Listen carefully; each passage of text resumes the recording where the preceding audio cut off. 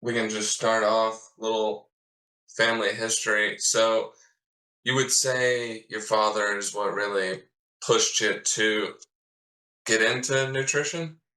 Yes, so, not him, like, he didn't push me of his own volition, like, it wasn't his idea, but because of what he went through and experienced, like I, had written in my, bio, he was diagnosed with, I believe, a light form of prostate cancer, thank God, and we didn't find out about it until about 2 years later, my brother and I, because my mom wasn't really sure what was gonna happen to my dad, and I understand that, kind of the fear of what's gonna happen, but he started eating, a lot more organic based, a lot more. Like he would almost annoy my mom. Is this organic? Is this organic? And I just noticed that kind of our eating habits had been changing. So we were eating steamed potatoes, steamed carrots, steamed mushrooms, steamed cabbage, steamed Brussels sprouts. And for a young growing boy, those aren't exactly the most appealing or appetizing foods. We switched to like whole milk, and he had the hardest time trying to convince me to drink whole milk, but I think around that time I was drinking like goat's milk, which was a lot better, but I eventually converted. So yeah, his experience and the fact that he had more energy is what he stated a couple years down the road after embarking on this new way of eating and drinking really spurred me on to become a dietitian, having looked at how influential his diet change was. Would you so where are you at right now as far as diets personally? As in, what am I eating? Yeah, on a day to day. I mean, I eat a lot of things, so it's hard to really kind of pinpoint. I have, in recent times, recent 6 months or recent year or two, I have tried keto. I really enjoy keto. I enjoy low carb. I tried carnivore for a month, which is really fascinating. I noticed my own weight. If I'm not mistaken, within a month, it had come down by about maybe 10, 15 pounds. Maybe that's an exaggeration. I'm not trying to exaggerate and like mislead anyone, but it is known to really cut down a person's weight. I don't really eat carnivore or low carb or keto for any specific health concerns of my own. Although I do want to make sure that I keep my, blood sugar, my HbA1c, my insulin resistance down as much as possible. But things that I normally eat, I drink raw milk, a couple of glasses a day. I eat bunches of eggs. I do eat bacon. I will, occasionally eat rice and potatoes. I'm not much of a pasta fan, not that I don't like it, it just takes maybe a little while to prepare, and I know it is a lot higher carb. I wouldn't, forego a good pasta, spaghetti, and meatball, low sugar tomato sauce dish. I do eat some vegetables, like my mom and dad were in town this weekend, and she had me go to the store and get bunches of cauliflower, cabbage, carrots, so we made, like, soups, meatball soup, I mean, home cooked. I don't drink any soda pop. I do drink some kombucha. Hum is one of my favorite brands. Uh, Synergy is also a really good one. There are several good types of kombuchas out there. So, the normal healthy stuff, yes, I will indulge in like a bag of potato chips every once in a while. So those are some things that I do eat on a day-to-day basis. So back to the carnivore, I Mhm. wanted to ask, so this might be a little personal, you can stop me if not, but acne. I've heard that it helps a little bit with acne. Did you notice that? So again, I'm very blessed. Maybe because I started out pretty young. I mean, my dad was diagnosed at 1998, so I was 12 years old. We started eating differently around 14. So between my brother and I happened to get the luckier end of the straw, if you understand what I mean. So, Definitely. I had Yeah. a pimple here and there, a zit here and there, but it wasn't like him. He had, both of his cheeks kind of covered, and I think there is a bit of, leftover scarring, not much compared to other people. Uh, but for me, I've never really noticed a difference because I didn't have it really bad ever to begin with. But I will say I just pulled off a screenshot from some of my Facebook groups that I follow. In my nutrition book, also there is a big point that there was a study done that people with insulin resistance, and you get insulin resistance by being carb intolerant, and you get that by consuming too many carbs. that is associated with acne as well. So when you do go low carb, keto, carnivore, a lot of skin problems and a lot of other problems in general tend to disappear. Oh, okay. Well, that. And, Thank you for the explanation. yeah, and But again, I can't I can't vouch and say that's 100% for every single person, but if I share some pictures with you, or if you join the groups that I do, again, daily people will post pictures like, "Hey, here's my skin." Eczema is also a big one that I have seen largely be eradicated. So again, healthy meats are not as dangerous and detrimental to people as they have been made out to be. Makes sense. Because I actually had a question about the difference between things like farm. You mentioned pasteurized milk, like doing regular milk, things like eggs and milk and butter and things like that get processed Mhm, to our tables. Do you think it's mhm. better just to do straight from the farm? As much as possible, yes, and I know somebody out there many people are gonna be out there complaining like, "Well, raw milk can kill you." Listen, sorry, my passion's coming out right now, and I feel like goosebumps taking over my skin. It's a matter of education. So I am firm, strong supporter, proponent of, like you said, Paris, as local as possible, as fresh as possible, as farm source as possible. Now, of course, I wouldn't, uh I would recommend that people go out to check the farm and see what the farmer, or the person who's growing your crops or growing your animals, cattle, chickens, goats, whatever, how they're treating them, what kind of food they're giving them. So yes, when people ask me, what do you think about milk? I'm like, well, how much time do you have? Because like you said, pasteurized milk is really like maybe acne inducing or other problematic things that can arise from that. Um, Other things like cheese. I do eat some cheese, Parmesan cheese, mozzarella cheese, Gouda cheese, onion jack, whatever. But the more wholesome it is, the less processed, the less refined, the less adulterated, the better it is going to be for your body overall. So I could probably talk more about that, but I don't want to take up too much time, and I hopefully answered your question. It did. It did. Truly. Yeah, and one more thing, sorry, one more thing. So, people are like, "Raw milk can kill you." I'm like, "Well, then if it can kill you, then why is it being sold in the store?" Because you know that there are food recalls every single day. Beef, hamburger, chicken, eggs, salmon, tomatoes, fresh berries, organic things from, places even like Whole Foods, Costco. So nothing is exempt, but it, again, really matters how it's processed and how much, like, maybe cattle are given grains instead of their natural diet, which is grass. That's going to make a lot better, healthier product. I wanted to ask, how do you feel about some of RFK's policies towards ultra processed foods? And personally, without his connection to Trump or anything like that, just his policies and how he feels. So I don't mind going into this discussion or topic. I think RFK has a lot of good ideas and a lot of things that he's implementing that I think will benefit this country. And I think your question, or your central point, was about how much processed food is, or he's trying to reduce it. Yeah, I'm absolutely 100% for that. I figured as So, much. and it ties back in with Paris's previous question about like how local, how unprocessed. So, if there's somebody who is in governmental agencies and really wants to make America healthier by making it affordable, or making it possible for people to get less processed foods, I'm there. I'm 100% behind that.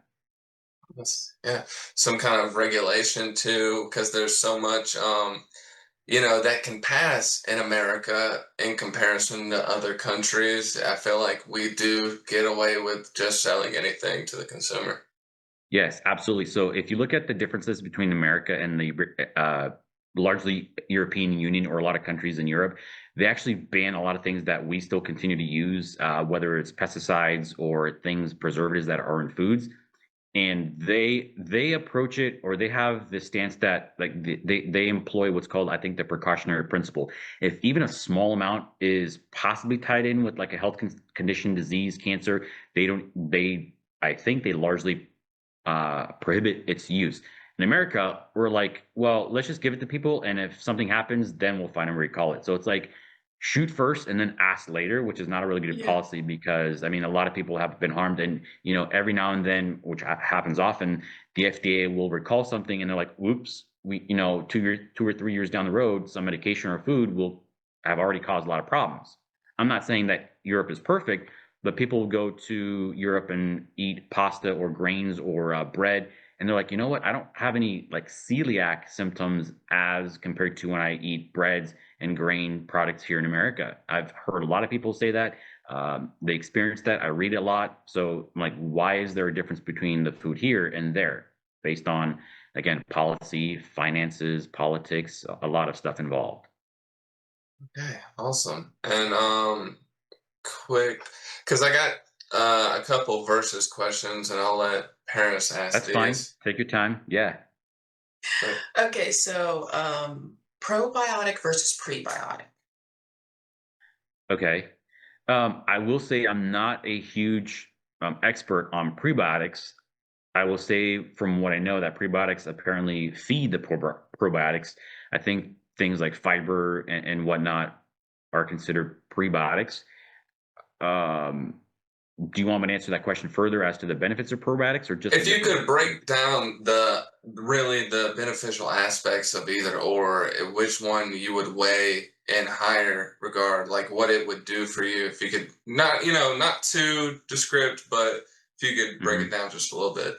Yeah. So again, I'm gonna admit or confess that I'm not too well versed in all the prebiotic foods.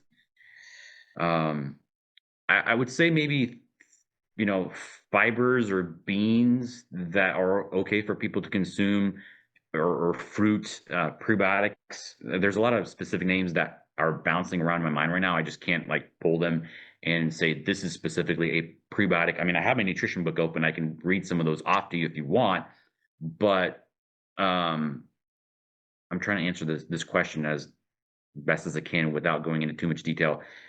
I recommend people typically try to get their probiotics from foods, for example, yogurt. Again, if it's raw, better. I mean, you can get some good yogurt with probiotics in the store. Kefir is also a really good source. I drink another food that I forgot to mention. Buttermilk is raw from Swamp Barber Cafe. Milk is, a good source of probiotics. So there's not a lot of prebiotics in there. There's just probiotic bacteria and enzymes already. So it's one of those things where I don't really worry about the probiotics because I'm getting a rich source of probiotics in the first place. I hope that makes sense. It does, and I guess the main difference is I just wanted to explain, or like get confirmed for me, is one of them feeds the gut biome, the organisms inside of your gut, and the other one puts organisms in there. Correct? Yes, sort Close? of. Yeah. So let me turn. Actually, you're fortunate that I have my book open right to that section. Let me just see. So the section is titled Probiotics, Prebiotics, Synbiotics, and Postbiotics. So again, postbiotics I don't know really much about because it's kind of a newer thing. Uh, and I'll read for word or maybe paraphrase so that I'm not making stuff up and I'm not making myself sound smarter than I am. Prebiotics, on the other hand, are not living microorganisms. Prebiotics are ingredients, typically carbohydrates, like I said, beans or other fibrous things that are not well digested by human enzymes, but serve as fuel for beneficial bacteria in the gut. And this is where it gets a little bit more scientific. For example, fructooligosaccharides or galacto-oligosaccharides are short chains of carbs that can be fermented, broken down, and used for energy by probiotic bacteria. So, again, to answer your question, the pre is beneficial for the probiotics. But if you already have the probiotics and foods that I mentioned, I think you're pretty much set to go. Makes sense. A Hopefully, lot of hopefully the sense. answers. Yes. And I can send you a screenshot of this later if you want for more clarification. I would, and I can put that up on screen as you're Sure. explaining it. hmm Distilled water versus purified. My thoughts on the differences? Or personally, with this one, I would really when I can because one using chlorine, one without. But which one do you prefer for your So it was personal it was between distilled water and what was the other one? purified? Purified. Okay, so I'm not again 100% expert on purified water. I'd have to look up what that means. I believe distilled water is like when you steam, you boil it or you steam it, and so all you have is the water that basically condenses on a surface, and all you get is pretty much H2O. I don't know exactly what purified water is or the exact definition, but since we're on this topic, definitely since you mentioned chlorine, I would try either distilled water or purified water, and I'll have to again maybe get back to you on the differences, the minute differences. But I also want to mention things that are naturally sources are naturally good sources of hydration. For example, I don't drink a lot of water. First, I don't like water, the taste, unless I'm like really thirsty or I'm doing low carb. Then my body is really going to increase my sense of thirst because I'm not eating carbs and my water is being dumped. But things that hydrate me a lot are raw milk, again, raw buttermilk. Coconut water is also a really good source. And you may have come across this before in your research. I think it's called structured water. So water that hasn't been purified by all these places around town, water purification systems, again, I think is scientifically better absorbed in the body. And why do I say this? I went to Singapore back in 2008, and I was really happy that there was a guy on the corner of a street, like a marketplace, and he was basically selling coconuts from a wooden container, like filled with ice. And I told my friend, look, man, I'm thirsty. It's hot and humid here in the town. And I literally drank like, I think 4 coconuts within the span of like 5-10 minutes. And what I noticed, guaranteed 100%, is I did not go to the bathroom until several hours later. Why? Because like, again, I think the potassium in that was very beneficial for my body to retain it, hold on to it. And again, I think that the coconut water that's structured, and I don't know how exactly to explain that. It's not run through a purification system, so it's not processed, it's not refined. That really hydrates your body. And I will drink water out of a bottle, plastic bottle, although I try to avoid that as much as possible. But I don't know how to exactly put maybe distilled water versus purified water, which one might be better. What you also might need to understand, or what I can explain, is distilled water is just pure H2O. If you have minerals in there, all the better.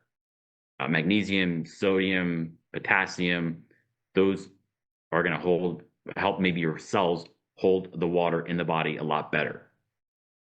And yeah, answer? Yeah, it does. I was just gonna piggyback on it real quick. Fluoride. So you would consider that something? How do you feel about fluoride?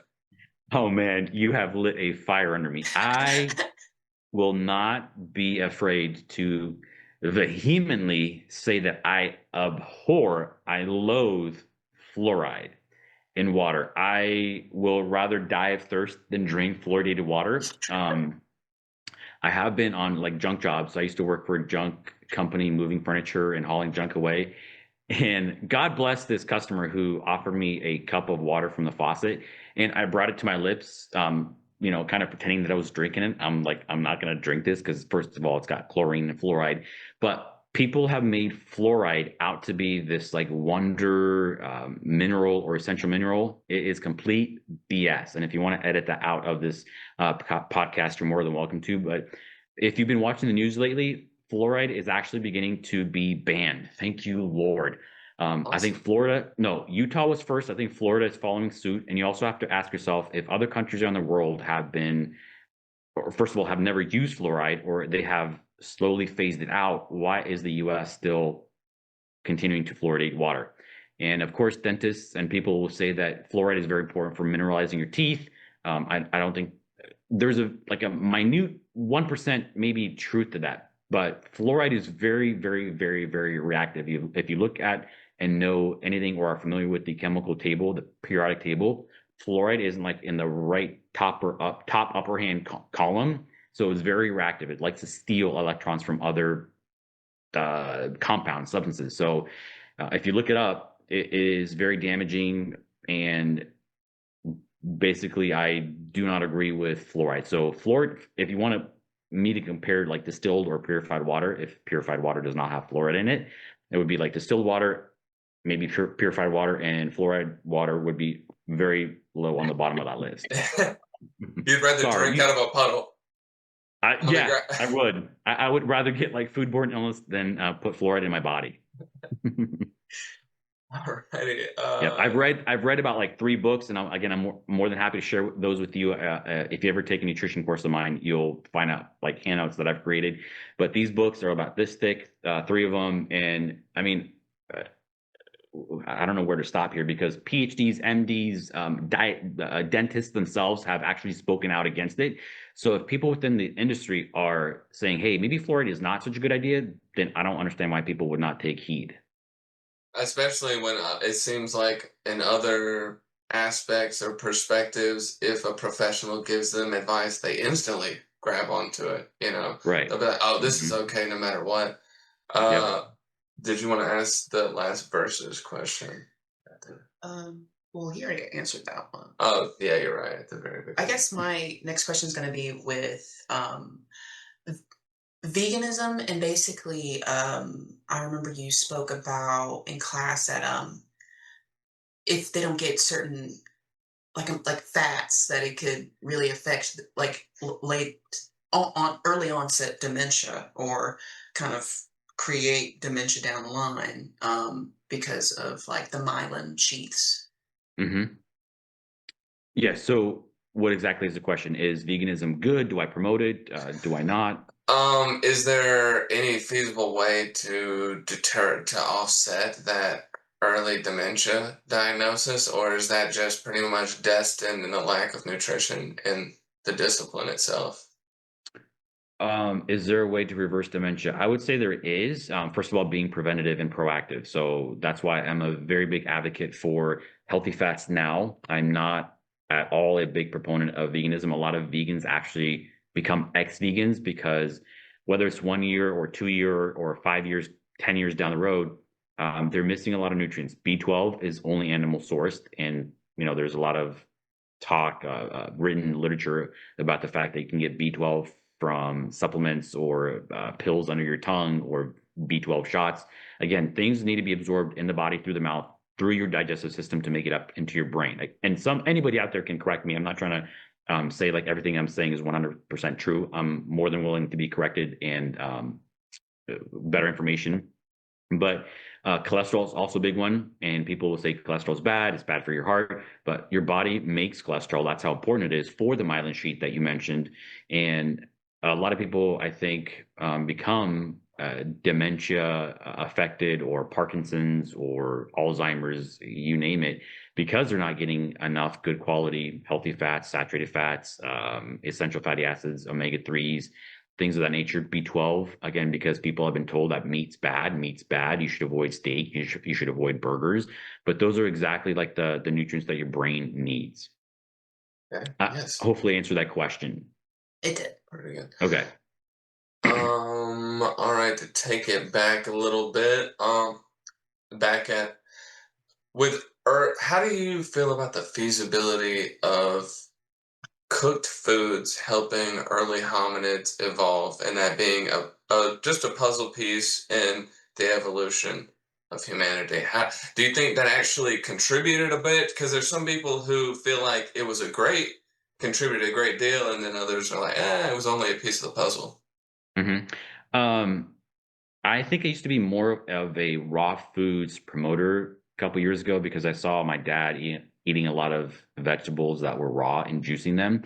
However, he did cook a lot of them as well, like things that included cabbages, broccoli, Brussels sprouts, cauliflower, because these apparently are referred to as goitrogens, which can affect your thyroid in your body, which is in control of quite a few things. But one major thing that it controls is your metabolism. With T3, T4, iodine is needed. So cooking is also beneficial, I think, but overcooking would probably be detrimental. And again, it's a fine line, and I think every person needs to be educated on this and have some experience. Cooking will enhance the bioavailability of some things. And the way I explain it in my nutrition course is you can actually like cook food without actually applying heat to it. And what do I mean by that?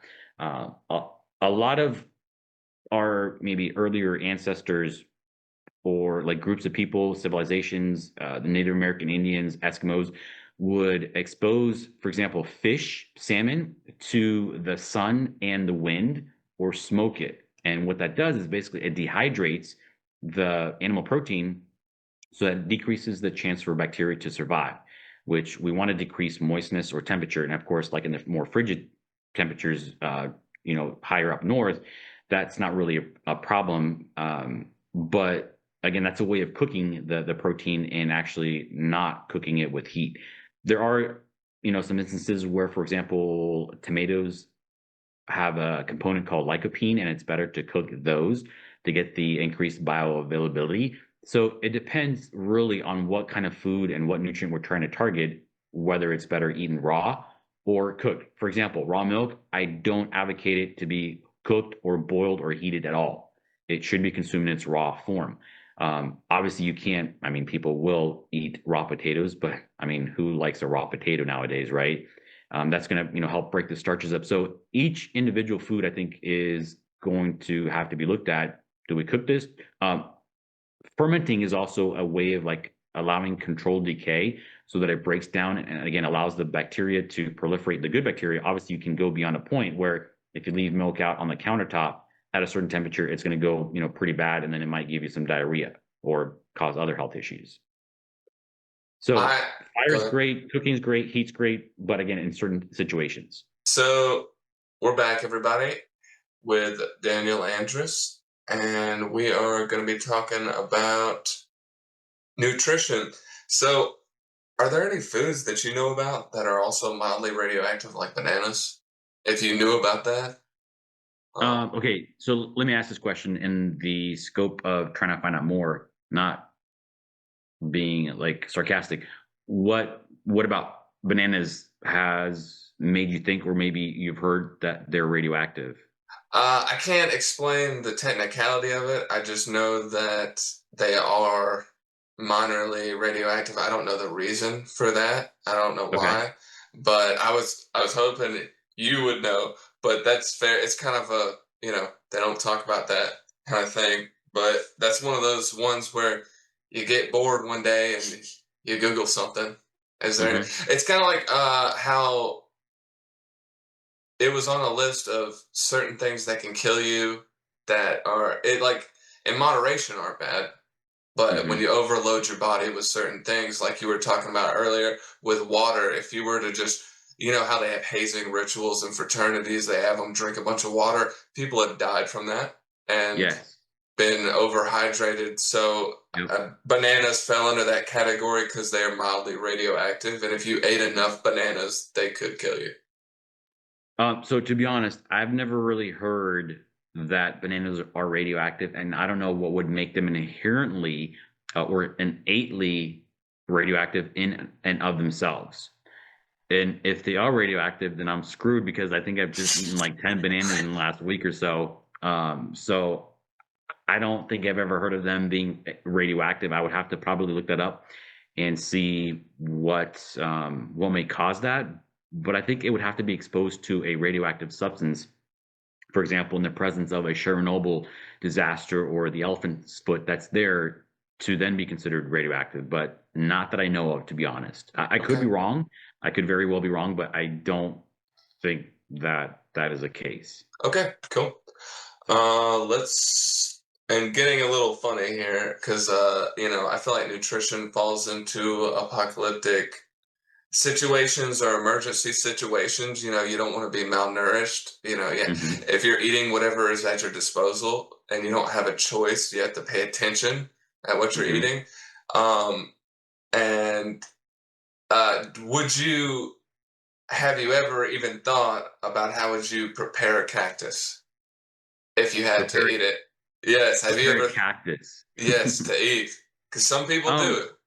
Yeah, no, I get, yeah. I think that there have been certain groups of maybe indigenous Indian people here in the Americas that have prepared cactus. I personally have not, but I'm not sure it would be a food I would go to post op apocalyptic or whatnot. Not saying that somebody couldn't subsist on that, but that wouldn't be my first go to. So therefore, I haven't really thought of ever preparing it. I don't think I've even ever had it, to be honest. I haven't either. It's very bizarre. Hmm. The feasibility of, without trying to get too gross, being on the verge of death, if you're stranded somewhere, you have no other option, would somehow purifying your own urine be a Okay. viable way to stay alive just a little bit longer? Or is that just speeding things up? And as soon as you do that, you're going to get dehydrated. No, I think there is some truth to that. I've never tasted my own urine. Yeah, I've thought good. about it, to be honest. If we're going down the path of being humorous but also serious, I have often been like, I wonder what would happen if I taste my own pee. But fortunately, I have not had to do that because raw milk is so ubiquitous here and it's so freely available. Water as well. I've never been stranded on my own. But I will say, if you watch those nature shows with Bear Grylls. I mean, I have seen him. I think he took a snake and he gutted it and he ate like the meat and then he had leftover skin and he peed into it and then he drank his own urine and you can see that it was probably not the best tasting fluid to drink. But again, when a person is put in a pretty extreme dire situation, they might go to extreme things. I was afraid you were going to ask me if I was going to eat my own excrement. I So figured, well, I figured to save that. yeah, I'm glad it was this urine, but again, I wouldn't know until I got to that point. Would I do it? Depends on how much I want to live, So yes, and I think I've heard that urine is pretty much sterile. Hopefully, again, everything down there is pretty clean. You've not, waded through a pool or puddle, a pond with a bunch of bacteria to get on your skin. Now, naturally, we're going to have bacteria everywhere, but supposedly that fluid coming out of you should be sterile. Again, somebody can correct me if they ever come across my sharing this. Because I would think, along with your frame of thinking, that the pH of your urine would kill any bacteria that would pose a threat. Yes and no. Apparently, like urine is slightly acidic. I don't know if it is acidic enough to kill bacteria. And that's one of the benefits of looking at the stomach. The pH of the stomach is like 1. It's very acidic. So that's like one of the first mechanisms we have to try to destroy bacteria when we ingest it without really knowing. It doesn't always work. But again, I think that the pH might not be enough to really thwart that bacterial growth. But still pea water over fluoride. Yeah. Yes. Yes, And I would take my own pee over fluoridated water. Yeah. that makes sense. I'll try and speed these up because this is just kind of a rapid fire ones. Crocs. Have you heard of crocs being another survival food? If you Are you talking boil about? it. Okay, I thought for a second you were talking about the Crocs you wear on your feet. I'm like, I I don't think was, I'm eating I that. was, I was talking about those. You're talking about the Crocs that people wear as a Yes, survival food. and the nutritional benefit. I was asking you how do you feel about that? Because there's some people who state that in a survival situation, boiling a crock and eating it would give you some kind of nutritional benefit. This is a serious question, right? So You're not talking about. it's funny, but it's also serious. Okay. I've never ever heard of anybody referring to, alluding to, suggesting, recommending Crocs to be eaten for survival food. So Okay. I wouldn't know anything about that. I'm presuming they're made out of some sort of styrofoam, so probably wouldn't be ideal. And again, this will probably maybe answer another question. I'm not sure, but you can go without food for a long time. I have done a 52-day fast, so you're not going to die. And again, going into that, like, what do I have for survival food? Crocs probably wouldn't be my go-to. I'd be like, let me just burn my own body fat storage. We store fat for a reason. That makes sense because that's what I would do in a Hunger Games scenario where you Hmm. have to fight all these people. I would go into the woods and hide, and like you said, just let my body burn the fat. Hmm. Last survival question would be insects. Hmm. Would that provide any benefit in the wild? Yes, I am not exactly sure which ones are the best, but I have seen, again, I will allude to experts like Bear Grylls. He might be eating grubs. Now, again, my concern with grubs and insects is you might pick up some sort of parasite, worms, And it's like, do I want to do that, or do I want to risk? Do I want to feed myself? Do I want to put something in my stomach, or do I want to risk the possibility of having worms grow somewhere in my body? And again, for me personally, I'm not everybody, but I would probably maybe bank on my own fat storage. However, so one person brought to a group of guys before that we were discussing eating things like honey and locusts. And I did try, I think, a locust. I'm like, you know what? I mean, it's not bad. I don't know if it was salted or spiced or herbed or whatnot. I'm like, look, there have been people known in the past that have subsisted on honey and locusts or grasshoppers, so it's not out of the realm of possibilities. Would I eat worms? Probably not. Dried worms? I don't know. Whether beetles? What could I get my hands on is the question as well. Um, Are there it's insects that you're thinking of particularly? Well, I was also going to piggyback on that and say there's been talks of using crickets to 3D print certain foods to help the food shortage. Right, What do you think right. about that? Yeah, I have heard about that. I have heard a couple of cases or stories or whatever on the news where people will post and say or show ingredients lists that show those crickets, I think, in their scientific name. I'm like, I mean, if I have a steak and created or 3D printed food made out of insects, I think people would know what I would go for. And since we're talking about survival, I'm pretty sure you're not going to get 3D printed insect food out in the wild.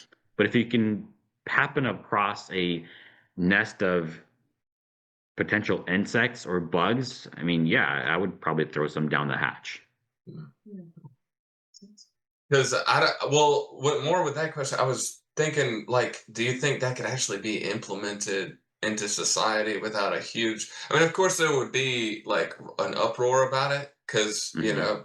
people don't want to eat bugs. But Right. at the same time, do you think some people would entertain it? I think some people would. And yeah, I mean, I'm not sure if vegans would, since they are like opposed to eating things that are living animals, which again includes insects or bugs. I think, like you said, there would be quite a considerable backlash because food is still available, and we're not at the point. I don't think we'll ever be at the point where we have to subsist on insects and bugs. But I mean, if you look at it, and if you looked at the numbers and statistics and finances, Beyond Meat burgers, like the plant-based burgers, are not doing well. It's just veganism typically tries to mimic real carnivorous eating, steaks, burgers, and things like that, and people are just not really buying it. I think the people who are vegan, and again, I mean no disrespect, people who are eating those things, plant-based burgers, or Beyond Burgers, where they look like a real burger with like bleeding red fluid from beets, I think they might be like forcing themselves to eat some of that stuff. Maybe they truly like it. I mean, I'm not opposed to a bean burger. I haven't had one in a while, but it will make you, potentially clear the room, if you get what I'm saying. Yeah, yeah, that makes sense. Yep. Absolutely. Um, do you, as you've studied this as a discipline and a science and taught it to people, has it taken you away from the meditative aspect, the artistic aspect of food, or do you feel still connected to the culture in it? That's a great question. I want to maybe have you clarify a little bit more. What do you mean by the artistic aspect Well, of it? well, it's kind of interwoven into different cultures, and a lot of people will even associate it with a memory or a place. And I just want to know if it lost its magic for you, being able to analyze it and break it down from a scientific perspective, or did it enrich your view of it and you have two different points of view? I mean, I think it definitely enriches my outlook, my view of it. I know there's a lot of different cultures out there that will eat certain things. Um, Tastes and smells are some of the biggest memory triggers. And for example, like my mom and dad were in town this weekend, and she made a typical ethnic food, which is called sarmale. It's basically meat stuffed cabbage roll. So the meat, she likes to make it out of pork. I like it to be made out of or from beef and lamb. Super super delicious. And so whenever she makes that, it automatically transports me 10 years ago, 20 years ago when I was growing up, exploring her different foods. it also takes me back to my country where I'm from. I'm from Romania originally, and I try to also raise that awareness with people, like, connect with your food or enjoy it, sit down, relish it, taste it, bite into it, feel its textures. Don't just like sit at a restaurant or a home and scarf your food down without realizing where it came from, who raised it, how it was processed, how it was made, how you prepared it. So yeah, there's a lot of interconnectedness between how it's raised and like how it nourishes my body. Again, I'm probably more in tune with this compared to a lot of my nutrition students because they're there to get a grade. But I'm like, think about food, think about how it helps you heal. I also am a big proponent and supporter of the idea that food should be our medicine rather than pharmaceutical drugs and other things that we take. So I mean, it's nourishment for our mind, body, soul, all that stuff. I completely agree, and you're so right about big pharma being integrated in specifically this country into food Hmm. and what we eat, and we, Yep. we, we don't think enough about it. Yeah. Um, Because actually, I had something to say on that. I thought it was interesting that uh, all the different topics we talked about, it was like sometimes things aren't like it's all based on science, like you've studied your whole life, but people still like to put a lot of like their opinions on it. So it's like Hmm. what fits this kind of narrative, like fluoride and things like that. I know veganism, and even though it's very, my mother's vegan or vegetarian. She goes back and forth, but there's always this kind of thing of like it's better for the environment, um, even though doing some of these things can also hurt the environment. But it's still painted in this way of like it's good for you, it's better for you, even if there's some science that proves against it, they're like ignore that science, focus Hmm. on the things that we want you like the things that we like to hear about versus Exactly. things that are actually Yep. factually shown. Hmm. I agree with that. it's yeah, there's a lot of nuances between what we ingest, which is kind of crazy because we should be able to dictate what goes in our bodies and understand that and not have it connected to all these opinions. I think that's how we get pushed away from it is the divisive ways that people are like, oh, look over here, don't, yeah. Hmm. But going down the line, let's see what we got here. Ratatouille. Did you see Ratatouille? I love it. Love it. Yeah. Would you say that's up there with the Pixar movies? Yes. Yes. I loved. I like that the animation, the humor, and of course the food was integrated all kind of in one. It's one of Yeah. my favorite like food, humoristic, cartoonish kind of movies. I thought it was cool, like France and it being a rat just kind of Hmm. makes so much sense. Hmm. Um, this one is bordering the grossness category. So, there's people online through Reddit submissions because we'll go through those for episodes and we'll read certain things and you'll come across some crazy situations. And this one, not just one, it seems like a community of people keep blood and drink it as a cultural, like I guess a sort of role play as they if they are a vampire, but they believe themselves to be.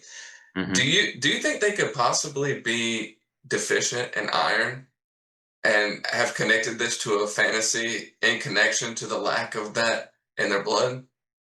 Yeah. I mean, I think drink human blood is not a suggestion I would recommend. I'm sure you may have heard of the term pica or pica. It's basically like a craving somebody might have, specifically females who are pregnant, and it may be some way that their body's communicating with them that they could be lacking in something. Although I wouldn't put a lot of strong emphasis on that because the science isn't really strong to prove that, hey, I'm craving something, therefore it must mean I am deficient in it. But yeah, I wouldn't put it past the idea that the possibility is there that people who have some sort of fantasy with human blood, or maybe I think that's what you're referring to, is a reason why they're drinking it. Now, I could also go into the topic of maybe they're not all right up in here, Absolutely. Yeah. and like they're missing some certain nutrients like B12 and cholesterol and iron, magnesium, zinc, iodine. So yeah, there's a possibility. It could be a mix of things, and then, like you Hmm. said, mental illness is Yep. rampant. Now, to really quickly add to that point, there are some cultures that I've come across that I've read about before. For example, the Maasai, who will puncture the jugular vein of a cow and drink the milk. When I'm talking about like cow's milk and raw milk in my lecture, I tell people and my students that this is what the Maasai tribes do. I do recommend drinking raw milk; it's fine, but I would not recommend puncturing some sort of animal to get its blood. And drinking it right out of its neck. Yeah. Right. I've actually Yeah. seen a video of exactly what you're talking about. It's Hmm. it's like they pass a bowl around and drink it. Hmm. Um, if you were to bring someone in, and I know you're not a doctor per se, Hmm. but if you were to have someone come in, ask you to look at what they're eating and their body, how would you be able to discern whether they're malnourished? Because in some cases, their stomach might be distended, or Hmm. disfigured. It could almost look like they are overweight. How would you be able to tell discern if their lifestyle is healthy or not? Right. So I was actually just going through that in my chapter 2 as I'm revamping my lecture outline for that chapter for my nutrition course. And this is going to be maybe a bit extensive answer, but we try to go through like a medical history, what that person is suffering from, or what they have in their family, is their diabetes, cancer, heart disease, what the person themselves has experienced. And I try to approach it from a very simple standpoint, and it's going to sound almost too simplistic, but the A, B, C, D, E's of nutritional assessment. So A has to do with anthropometric. Are they like massively obese? That doesn't mean they're well nourished. That means that they have probably eaten a lot of excessive refined carbohydrates. So that's why they're obese. So A is anthropometric. Again, body weight, size, obesity. B stands for biochemical. So, not me personally taking a sample of their blood, but having their blood drawn at the clinic, and we can look at certain factors. I think that's going to be the strongest one. So, are they deficient in things like B12, or what's their testosterone showing? What is their progesterone, estrogen showing? Are they insulin resistant? Are they diabetic? Are their blood sugars like 300? So that doesn't mean that they're malnourished, but that means that they're probably consuming too much of something and not eating properly. Does that answer that question, Yeah. at least from biochemical?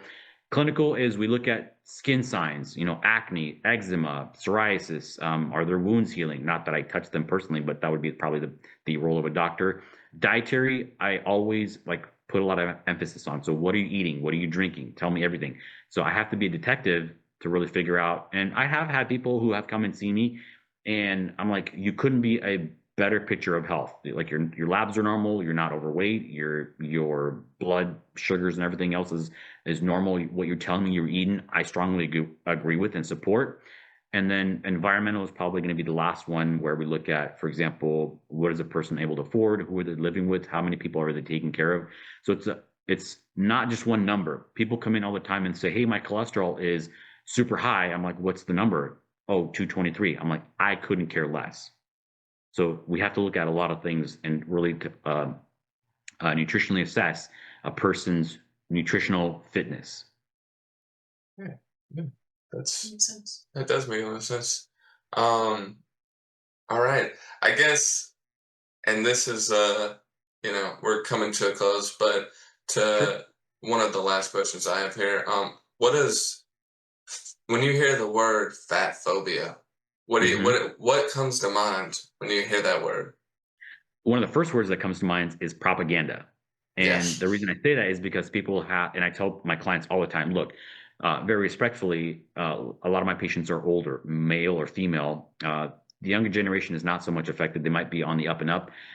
Just yesterday, I had a patient who came in and she's like, I came into you for a first visit, but what you told me didn't make sense. And I'm like, is it because I didn't explain it correctly? And she's like, no, the reason it didn't make sense is because what I had been taught is completely contradictory or goes against what you're saying. I'm like, well, I will do everything I can to help you understand that fat is not bad. Saturated fat is not meant to be feared. Cholesterol, you can eat 10 eggs a day if you want to. But fat phobia, I think, is really what has gotten people into a lot of trouble, nutritionally speaking, or their health, because based on the dietary guidelines that came out in 1980, maybe you know this, or maybe you can put a picture of it somewhere. The food pyramid was based basically on eating 6 to 11 servings of carbs every day. And I tell people all the time that you don't need carbs, and they're not essential. The patient's husband yesterday told me, I've been raised, what I know is that you need to eat carbs. I'm like, you do not need to eat carbs. They are not essential. They taste good, but what you need to eat to survive is fat and protein, whether it's, again, olive oil or avocados or cheese or dairy or meat, eggs, all that stuff. And the protein, again, from fish, seafood, venison, pork, chicken, beef, all that stuff. But your body will make its own carb source, and it will keep it, if you're eating healthy, will keep it within a normal range, 85 plus or minus milligrams per deciliter. So that is, I think, encapsulates a lot of that phobia. And I try to really break that myth apart in people's mind and simplify it as much as possible so that when they leave my clinic or their session with me, they no longer have that fat phobia. Hopefully that answers that question. It does a lot. Yep. Actually, Yep. did you have any questions? I think I did have a question on what is like the ideal foods for a healthy gut biome? For a healthy gut biome is what you said? Hmm. Meat would probably be one of the best things you can consume because, again, our stomach, our digestive system is designed in such a way that we have teeth for biting into meat, and we have a stomach pH that's perfectly designed for that. And then we have a small intestine, although it's not small because it's short, it's just smaller in diameter than the large intestine. So we have, quite a little bit of length of that small intestine that's going to be designed to draw out all the nutrients from meat sources. And then other things that you can really subsist on that are healthy for the gut. Again, I sound like a broken record, but raw milk is almost a perfect food. Eggs are a really great source of protein. Vegetables you don't need to eat, and they actually can be detrimental for some people because they contain what are called oxalates. So again, some people tolerate them very well, some people do not. Fermented products, again, sauerkraut, kimchi, the Korean version. We, like in our culture, we pickle tomatoes, the green ones that don't turn ripe at the end of the season. We throw into like a bucket, throw salt, water, and we let them ferment for a little while. So again, those are going to provide a lot of good bacteria for your colon, your colonic tract. And unfortunately, a lot of people take antibiotics, not realizing how much damage they do. So you really want that beneficial probiotic colony available to increase the health of your microbiome. Those are, again, just basic generic food staples that I would consider. That's awesome. Yeah, and last question here, because Yeah. this is I just wanted to say, is there any foods that we might not immediately come to mind when we're trying to boost our immune system? So the ones people know about, like citrus and stuff like that, eating oranges, boost the immune system, turmeric, you know, Mhm. what is there anything that doesn't come immediately to mind to anyone else? Or Yes, yes. It's something that we used to, as I guess maybe the American population more than other countries, or maybe even some countries did consume this. It's not really so much as a food, and I wouldn't consider it a supplement either. There is a lot of hype about vitamin C and citrus fruit strengthening or protecting your immune system. And that's not my first go-to. What I would say would be healthy fat. And in the nutritional arena, amongst us dietitians, probably the most beneficial immune supporting vitamin out there is vitamin A. We refer to it as the anti-infection vitamin. And a food that doesn't come often to mind is cod liver oil. I know that doesn't sound very enticing or appetizing, but it is a type of oil that's taken from the cod fish. And the cool thing about that is I've done a little bit of research on this as well, reading on it. Cod liver oil is really enhanced. Well, first of all, cod liver oil is a very good source of vitamin A and vitamin D together. It's almost like brother and sister. They pair well together. I don't recommend taking vitamin A by itself or vitamin D by itself, but in its natural form taken together. And so cod liver oil is a very, very rich source of that. And like I said, back in the day, 1930s and 40s and 50s, we as a population used to feed our kids like a teaspoon a day or every other day, and we wouldn't get probably as sick as often as we do today, amongst all those infections and diseases that kids have because they're not getting that vitamin A and vitamin D, but they're banking their health or basing their health on medication and drugs and things like vaccines. So cod liver oil, and together probably with fermented butter is also like real butter. And I do have a supplement company that I recommend. I'm not making any money or profit off them, but I buy from them like once a year, and I get their cod liver oil, and I get like the chocolate flavored. I would get the typical non-flavored, but it just doesn't taste as good. Awesome. Well, Hmm. thank you, Professor Daniel Andras. I My got the name pleasure. right. Yeah, Yeah. absolutely. Yep. If you wanted to, if you could just tell us your books, and I'll put them on screen, and I'll put the title down in the description so people could go check you out. Absolutely. So some of the best books ever written on nutrition.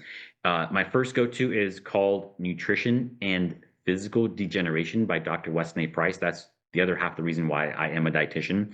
Another very monumental book is much shorter. It's called Pottinger's Cats, which shows the benefits between the differences between raw milk and raw meat for kittens or cats, and cooked meat, boiled milk, pasteurized milk, and cooked meat.